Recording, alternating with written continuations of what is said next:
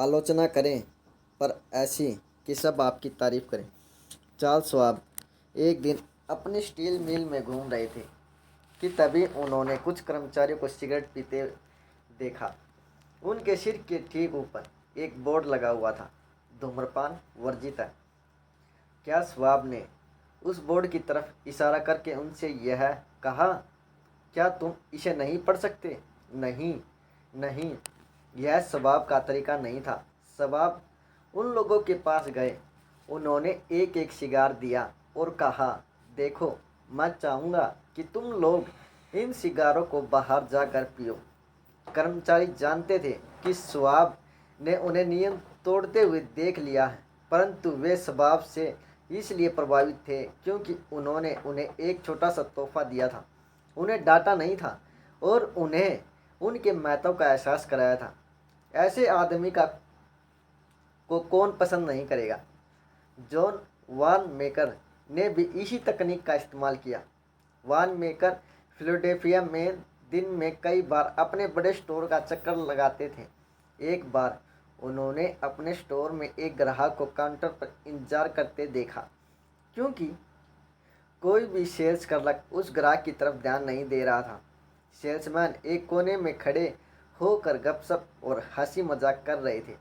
वान maker ने किसी से कुछ नहीं कहा। उन्होंने चुपचाप काउंटर के पीछे जाकर उस महिला को सामान दिया और जाते हुए उस सामान को सेल्समैन को पैक करने के लिए दे दिया। सरकारी अधिकारियों से मिलना आम लोगों के लिए आसान नहीं होता। वे लोग व्यस्त होते हैं और कई बार तो अति उत्साही कर्मचारी अपने बॉस की व्यस्तता को देखते हुए ज़्यादा लोगों को अपने अधिकारी तक पहुंचने से रोकते हैं। आयरलैंड फ्लोरिडा के मेयर कार्ल लैंगबोर्ड ने कई वर्षों तक अपने स्टाफ को निर्देश दिया कि वे जनता को मिलने से ना रोकें। उनका दावा खुले दरवाजे की नीति का था। इसके बावजूद सेक्रेटरी और प्रशंसक लोग उनके समुदाय के नागरिकों को उनसे मिलने नहीं देते थे। आखिरकार मेयर ने इस समस्या का हल ढूंढ ही लिया। उन्होंने अपने ऑफिस का दरवाज़ा ही हटवा दिया। उनके स्टाफ को सदस्य मिल गया और जिस दिन से दरवाज़ा प्रतीकात्मक रूप से हटा, उसी दिन से मेयर का प्रशासन सचमुच खुले दरवाजे की नीति पर चलने लगा। कई बार तो सिर्फ 3 अक्षरों के एक शब्द को बदलने से ही बहुत फर्क पड़ जाता है। इस एक शब्द को हेर फेर से आप लोगों के क्रोध, चिढ़ इत्यादि से बच सकते हैं और इसी वजह से आप सफल या असफल हो सकते हैं। उदाहरण के तौर पर बच्चे के पढ़ाई के प्रति दृष्टिकोण को लेकर हम कहते हैं, हमें तुम पर सचमुच गर्व है जॉनी कि तुम परीक्षा में अच्छे नंबर लाए, परंतु अगर तुमने गणित में ज़्यादा मेहनत की होती तो तुम्हारे नंबर और अच्छे होते। यह बात सुनकर जॉनी तब तक उत्साहित रहता है जब तक कि वह परंतु नहीं सुनता। इसके बाद वह मूल प्रशंसा पर भी संदेह करने लगता है। उसे लगता है कि यह तारीफ दरअसल उसकी असफलता की ओर एक छुपा हुआ इशारा है। इस तरह हमारी विश्वसनीयता खत्म हो जाएगी और हम पढ़ाई के प्रति जॉनी के रवैये को बदलने के लिए अपने मकसद से कभी कामयाब नहीं हो पाएंगे। पर अगर हम परंतु के बजाय शब्द का प्रयोग करें तो जॉनी को ऐसा नहीं लगेगा। हमें तुम पर गर्व है जॉनी कि तुम परीक्षा में अच्छे नंबर लाए, और अगर तुम इसी तरह से मेहनत करते रहे तो अगली बार बाकी विषयों के साथ तुम गणित में भी अच्छे नंबर लाओगे। अब जॉनी को अपनी तारीफ स्वीकार करने में कोई हिचक नहीं होगी, क्योंकि इसमें असफलता की मिलावट नहीं की गई है।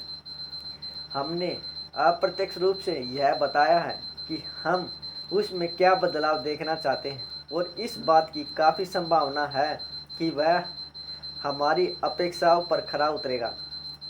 अप्रत्यक्ष रूप से आलोचना करना तब भी उचित रहता है जबकि आपका पाला किसी ऐसे संवेदनशील व्यक्ति से हो जो सीधी या कटु आलोचना से बुरी तरह चिढ़ सकता है।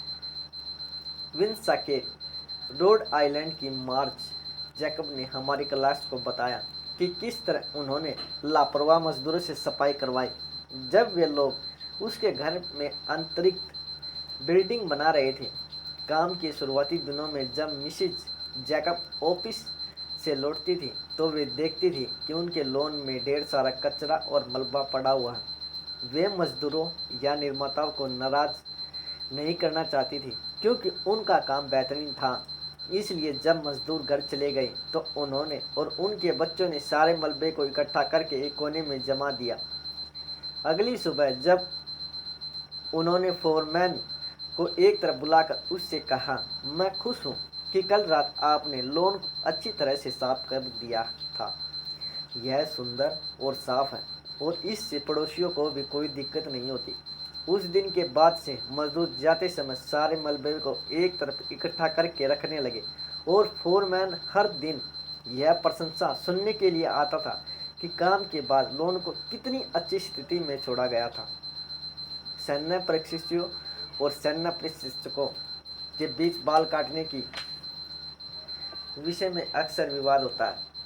प्रशिक्षु अपने आप को सिविलियन समझते हैं, जो वे अधिकांश समय रहते हैं और अपने बाल छोटे नहीं करवाना चाहते। 542 वे USAR स्कूल के मास्टर सार्जेंट हार्ले कैसर ने इस समस्या का सामना तब किया जब वे रिजर्व नॉन कमिश्नर ऑफिसरों के एक समूह के साथ काम कर रहे थे। पुराने सैन्य मास्टर सार्जेंट के रूम में उसे इन लोगों को डांटना, फटकारना और धमकाना चाहिए था। इसके बजाय उसने अपनी बात को अप्रत्यक्ष रूप से कहने का फैसला किया। उसने कहा, सज्जनों, आप लोग लीडर्स हैं।